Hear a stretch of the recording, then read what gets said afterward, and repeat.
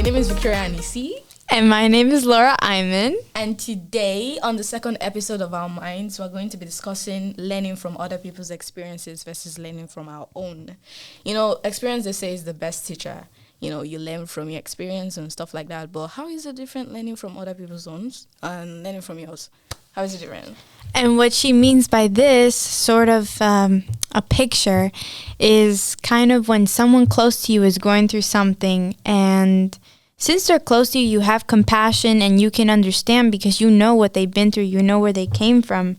So you learn from those bad decisions that they made and you think about them. That's deeper. True. That's very true. You see, like, when you're just there, you look at someone, you see that person making a mistake. Or let's imagine someone made a mistake. And that person obviously must have learned from his or her mistake. But you surrounding that person, you around that person should also learn from that mistake. You know, you should also look and be like, I'm not going to do this because this person did it and this was what happened. But unlike so many people I know, I'm a victim. I'm not a victim. I'm guilty of that. But like, we want to experience it ourselves. We are so experiential. We want to, have the feeling of failing and have the feeling of, oh, now I get it. Now this is something I shouldn't do. I noticed that, like, the only time when we can truly learn is when we're actually going through it. Like, yes, we can have compassion for the other person and what they're going through, and we can really think about it, but it's a totally different thing if we're actually going through it too. Yeah. That makes sense. Sometimes our parents, our mothers, they'll be like, let me tell you this then. I've gone through what you're going through. I was once a teenager. I've gone through this. I understand everything. Don't do it. This is what it's going to lead to. And you're like, okay, you've gone through it. Let me experience it myself. I want to feel it. Yeah, I want to know how it feels. I want to go there, do that thing, and fail, come back, and be like, Mom, yeah, you were right. Yeah, I want to be that person. I don't know why, but like it makes more sense if we're going through it ourselves, because like then it's personal. You can actually tell it as a story, right? Instead of actually telling I can't basically tell you, oh, the other day it's just turning into gossip. Like if I'm telling you about someone else, I'm like, the other day this person was doing this person did this was what happened to that person, and that person is now in the hospital. That's basically like gossiping about something.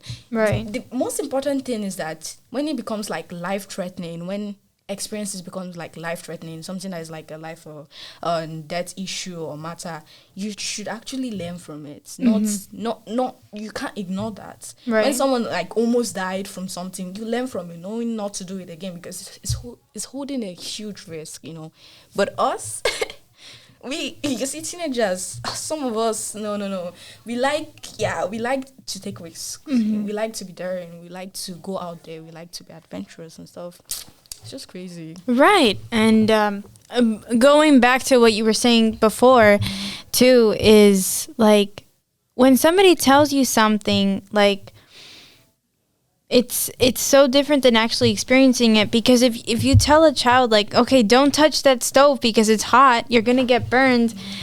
If they don't touch that stove, they're always going to have that curiosity, like, what could have happened if I touched that stove? Yeah. And if they never end up touching the stove, then they're just going to be like, I'm following the rules, I'm doing everything perfectly, but I just feel something inside, like I feel empty. Exactly. So that's why I personally believe that when it comes to like also raising children or just in general, it's okay to go through some pain or learn, and that probably sounds really bad, but that is not what I mean by it. It's like it's okay to go through some things that may be painful or hurtful in the moment, because you can come out and learn from it, and you can feel that feeling like, oh, I did that, and now look at all this new knowledge I got from that. Minimal pain is very necessary, in our upbringing, in our everything.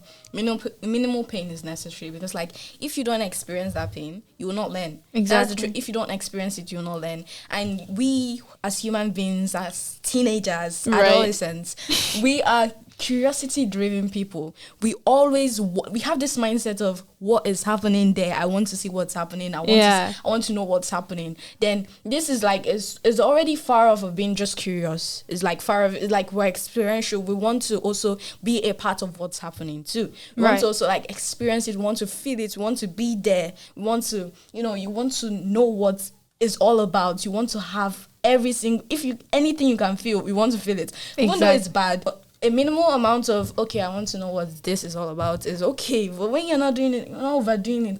You want to kill yourself. Now it's not only that. Some people are just curious now. Some people are just like curious to know what's happening. That's not what's happening now. Most of us were doubting that it's in fact true. Someone that has gone through it will tell us, okay, if you do that, this is going to be the result. But you're like, no, I want to verify. I want to know whether that's actually correct. Mm-hmm. So we're actually doubting that, if you drink this, you're going to get killed. And you basically just do the dumbest thing ever, which is literally drinking it yourself. That's what is happening with, people like us. And I don't know how we could like tune that down a bit, because our curiosity is too much. Mm-hmm. It's just too much. Curiosity killed the cat. Curiosity killed the cat. It does sometimes. I mean, it depends on who you are, but I think it depends on the person too, because I have met some people in my life who were surprisingly not as curious, and I've always wondered how could that possibly be. Yeah. I've stumbled upon that side, but yeah, I feel like we'll always have some amount of curiosity. Exactly. And when we do, sometimes we can get ourselves into bad situations, because then we're like, oh, I know I've heard that there, and I know that person told me that, but I want to see how this feels myself. And also another thing, speaking of which, we as being ourselves, we never think that anything bad is going to happen to us. Like if we see, like we see car crashes on the news, we see things like that, but we always think that's never going to happen to me, because we live in our own head and we see it happening elsewhere, and it's just something that we just can't seem to comprehend. Exactly. I know what I'm about to say should be like a very sensitive topic, the COVID-19, where people were like dying, and honestly, trust me, I was busy chilling. I was like, I was just enjoying myself. I was like, 1 year off, blah, blah, blah. But people were really going through some serious stuff. And I was just here enjoying myself, chilling, playing games, staying at home, doing nothing, sleeping, Basically, like, we all have these different experiences where it changed our mindset completely. Right. Like, to me, if you asked me, or if you, like, told me that, or if you told me then that, your mother would die from COVID-19, God forbid, I would not believe you. Or if you tell me, or if you've told me then that I'll probably die or something like that, I would not believe you, because I don't think about that. I'm just like, we're safe, we're invincible, nothing's going to happen to us. Right. Yeah, that's how we think sometimes, and it's just crazy, because like nobody is invincible. Like, you learn from other people, keep yourself safe. This is real, but sometimes social media often used to... No. That too. I notice, I don't know if these connections connect, but I feel like the way that our world is structured, like now how the world is structured, I feel like it gives us that sense that we're inevitable. Like some of the things that we see, and a lot of the ads and a lot of the things that grab your attention is all about, look how amazing you are. Look at you, look at you. Look what you can buy. Look what you can do. So I guess it gives you this sense. It contributes to giving you a sense of, I am powerful. Yeah. I'm special. I feel like that happens. We're special though. All of us are special. We are.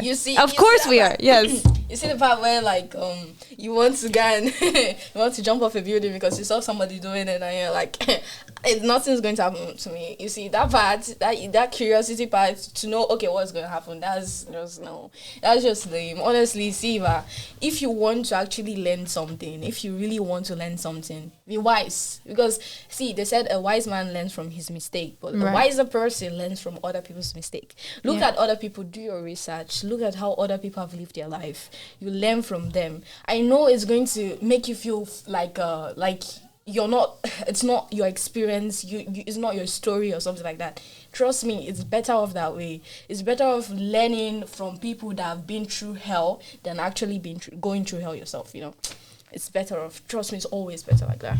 Right. And I think that I do agree with you, but to some extent, like it's like a conflict in my head, because I'm like, okay, what parts of that should I allow myself to experience myself without seeking that advice to learn from it myself? Or what part of that should I really listen because it's really crucial and it's very important? Yeah, okay, for an example, what I believe is like, things that you must learn by yourself. You must learn from failing. You must learn from, what we discussed, minimal pain. Is probably, let me say, when you're riding a bicycle. That's something you would actually have to ride it for a couple of times to actually learn how to ride a bicycle. But you see other ones like, this is poison. But the whole sense of this is that learning from experiences, curiosity, and stuff like that, it brings about evolution. It brings about exploration, discovery. You discover stuff. So you discover new ways to achieve things and stuff. But like, basically, what I would say is that you look at the other ones that other people have actually discovered already. Then you just do it. Follow their steps, follow their footsteps. But the ones you actually need to learn yourself is things that is very personal, very personalized, very personal to you. I don't know how to like explain it. Maybe like, riding a bicycle. Like maybe an individual passion or something? Yeah, something like that. It's like it's like you. It defines you. It's an integral part of like, your existence. That's ones you have to like learn yourself. But you see other ones like, that is not really necessary and holds great risk. Don't experiment. Never experiment. Always learn from other people. That's just the truth. I guess also another way to look at it is, if it happens frequently, that same thing happens frequently, so many people have been affected by it, then maybe take into consideration, okay, maybe I shouldn't do this. Maybe I should not touch this area and go do my curiosity elsewhere. Do not try to be the first person to find out what's happening, because trust me, many people have tried to be that first person. Many people have tried to be, okay, I want to discover this, I want to know. Some of them, it didn't go well, because most first times never go well. It's always terrible. But like, don't try to be that first person. Look at other first people that have gone before you. Learn from them and maybe start from there, because they've already given you, like, they've already set a foundation for you. Maybe start from there, but never try to start it from scratch. Okay, that is the poor advice when taken out of context. But I'm saying, like, in experienced world, when you're experiencing stuff and like, it's holding a huge risk. I'm not saying not to take risks, so take risks. Risks are very important and very crucial to human existence. But like, there's some risks that is just not worth it. That's just. Yeah, I get what you're saying. I'm thinking about it now, and for some reason, I'm picturing cavemen. I've never watched that. Because I'm thinking of how they started from scratch, and they didn't really have the knowledge that we have now. Because we're comfortable right now, as in our society, we're comfortable, and we can sit down and have these discussions because, we already have that structure that it's normalized to sit down with your kids and bring down that knowledge, but the people way, way, way before us that didn't have that structure and they had to start from scratch probably often with those bigger things in life, then it's like, I imagine how that must have been. So yes, there is to a certain extent a place where you shouldn't start from scratch. You should at least have a sort of, how can I call it? Like those building blocks of your building. You're using the blocks and those are blocks and you're building your building like that, so it's like a strong house, a strong structure. But let's celebrate all those people that have actually started from scratch, because thanks to them we're actually being able to start from where we are. They've given us foundation. They let us step on their shoulders. It's crazy. It's very good. It's crazy how all this started from our psychology class, because it's basically wait, Yes. So everything we're doing here started from our psychology class. It's very interesting, you know. Yes, oh my gosh, that topic always gets me. The topic about how things just domino effect. Like one event, one experience leads to another experience, to another, and you never know where you're gonna end up because of that one thing, that one decision. You know? Yeah. Don't worry, we're not psychologists, so let me put it out there. This is opinionated. Are you hearing? It's not factual. So don't come and quote us and said Victoria said, Laura said. We did not say anything. We did not say these. We are talking from our opinions, and this is what we have built up from our experiences. Exactly. But your experience and your opinion and whatever it may be, whatever surrounding you, your family dynamic, anything, it could be different, and you could have a different opinion, and that's okay. Honestly, another thing I realized is that everybody's gonna have a certain way that they live life, and there's no wrong. There in this structure, the structured society, like we're usually told these rules and what is wrong and what is right, but really, if you think beyond that and if you think outside the box, there is no wrong and there is no right. It's just what we deem as wrong or right. I like, it pisses me off sometimes, like how society standards force us into this box where we have to like do every single thing according to a particular standard. Yeah. Who said that? Who even made that standard? Like, let the person come out. I want to see you. You see, exactly. Like, we shouldn't let people create standards for ourselves, like for us, because quote unquote majority of people accepted it. That should not. You see, that minority, we are unique. We're different. You understand? Like, we should not be like forced into this box because majority of people made it for us. Like, why? Right. Why? Just why? Exactly. And you know, I always and often think of this, like, can you imagine how the world would be if, like, instead of this structure, this one-way structure, people and their creativeness and their individuality would actually be exercised into the best of who they could be, and how different how their minds would work. Because then the education would literally be individualistic, and it would be just about their minds and their strengths being like powered in, like, do you understand what I'm saying? Like, powered up. So then everybody was just the best of themselves, and they all had their own stuff to bring into the table. And then all together we just bring our stuff, and it's like all this information together. Do you know one thing I like most is variety. How do Americans variety. Say variety. How do you Americans say? Yeah, like variety. I won't be offended. Yeah, it makes sense. It makes sense to have all these unique pieces and you put them together, make a puzzle of this beautiful picture. Yes, it's beautiful. Like, I love that so much. I love like seeing colors. I love like difference. Yes, exactly. Diversity is actually fine too. I really love all the stuff. I really like it. Yes, that's why usually, this is my opinion again, just reminding you guys, when I see like trends, when I see some like a word that everybody says, or she bought that shirt, so now we're all gonna buy it because it's a new trend, it's the hot new stuff. Pisses me off too. I know. And it's like, no, I want to see what you want to put on. If you want to come to school with a chicken suit, I am rooting for you. Seriously, like that's it. We always like keep them on the edge. Never let them expect anything there. Like, that's one thing. It's crazy. It's just I wish we could be spontaneous like that, where we don't have to think twice about what we do. Okay, so I know sometimes we do, but like, on serious matters like this, trivial matters, we don't have to think twice. Just be you. Just be there. Be you. Express yourself. Don't be afraid to be you. Literally, just come in whatever you want. Say whatever you want. Obviously, considering that people have emotions. Yeah. Don't go overboard. Don't go overboard now. But just be and say whatever you want. If you like something and it's not the new trendy thing, who cares? You like it, and there's a reason why. Our minds are so complex, and there's a reason why we like things and do things and feel things. And when we're in this structure, it makes us believe that we're weird for liking or feeling or thinking those things. It's interesting how we dilute learning from other people's experience.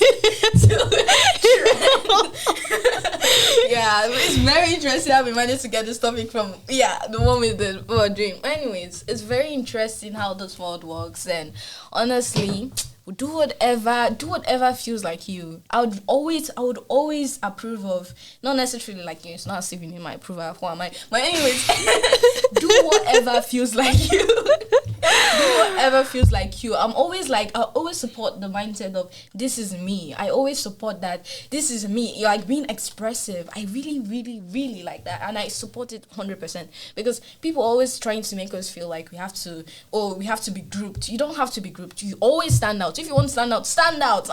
Be you. You understand? Like be yourself. Be yourself. Be expressive. Like anyhow, any way you want to be expressive. It's you. That's all that matters. As long as you're happy. Never care about what anybody's saying. Never. Because all those people that is even talking self, which one do they know? Nothing. So be you. And if anything, they're closed-minded and they don't understand how the brain works. Exactly. Because the brain is very complex, like I said previously. So how the heck do they expect us to all be the same? Oh, you're weird, Jessica, because you didn't wear that red shirt I wore last week. So It's just crazy. I don't know now. Just explain to me how is even possible. How is even... It's always this. You see that 1%, they always tag them as weird freaks or something. The like alien lovers. They They always do that in movies. Have you noticed how they always, like in movies, they label the crazy people the same way? It's usually the grandma, the father, or some weird old guy in the corner with the glasses. And then they always have like this whole alien room, and they're like, the aliens are coming next. No, they're coming. But in reality, like, I love those people. they're interesting. They're actually the ones that own they're actually the ones that bring the drama to, I know. They're the ones that make life, more interesting. Yeah, exactly. Like, come on, if everybody did the same routine, the same structure, it would be very boring. It reminds me of normal SpongeBob. Normal SpongeBob. Have you seen that? No. SpongeBob tried to be normal. That was horrible, bro. Never. That was nightmare. Never bring that back. Speaking of which, this is another thing that comes out of that. In movies, I have this theory, and I feel like in movies and cartoons, the reason that we're so attracted to it, and maybe one of the reasons, is because of how free they are to say whatever they want. Like, in cartoons, we especially see this because they're talking in whatever way they want. They're all over the place. They say what they think. Maybe there's a part of us that admires that about it, and we're kind of glued to it because we're like, oh, I'm kind of escaping from this structured reality into this spontaneous, free reality. Yeah. Do you know what is making me so happy right now? What? It's how we keep diluting our topic, and it's very interesting. I know. It's very interesting when you keep going deeper and deeper and deeper and deeper. You keep finding more things to talk about. Oh no! I am so excited. Yes. I'm excited. Aren't you? You're excited. The amateur psychologists, yes. We're talking to you, yes. Well, it is what it is. Thank you so much. This is the end, right? Yes, we should end it here because I feel like the bell might ring any moment. So we gotta bounce. We gotta bounce. I'm sorry. Thank you so much for listening to this. The third episode is going to be coming out when you pause. Yes, it will come out when you pause. But anyways, I'm just joking. Well, just wait the third episode. I don't know when it's going to come out, but trust me, we're going to be giving you another banger. You understand? From the amateur psychologist. Well, that's not actually our name. I'm just joking, okay? Yeah, right? Anyways, my name is Victoria. And my name is Laura Eymann. And have a wonderful day. Have a wonderful, open-minded day. Yeah. And thought process. Yes. We did it. This was good.